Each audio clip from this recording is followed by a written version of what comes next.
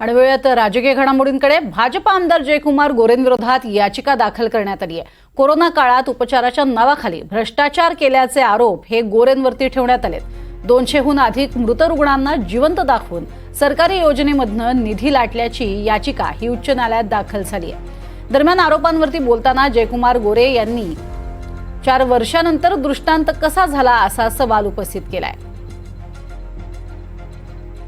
माझ्या विरोधकांना सांगणं आहे की आपल्याला राजकारण खेळण्यासाठी अनेक क्षेत्र आहेत। त्या क्षेत्रामध्ये आपण कायम माझ्यासोबत राजकारण करत आला आहात, त्याच्याबद्दल माझी कधी प्रश्न किंतु परंतु नाही।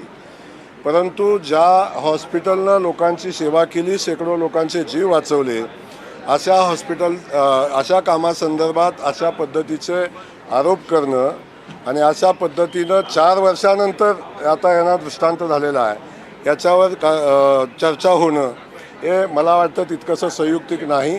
तरीसुद्धा माझीच मागणी आहे, आदरणीय देवेंद्र फडणवीस साहेबांनाही मागणी करेन, मुख्यमंत्री महोदयांना मागणी करेन आणि पोलीस खात्याला मागणी करेन की आपण या संदर्भात इत्थंभूत चौकशी करावी। चौकशीमध्ये एकही मृत रुग्ण जिवंत दाखवून जर कुणी कोविड महात्मा फुले जनआरोग्य योजनेचा लाभ घेतला असेल तर त्याच्यावर कारवाई पण केली पाहिजे, कठोर कारवाई केली पाहिजे।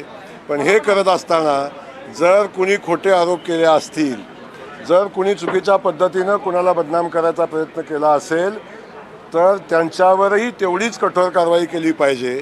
हे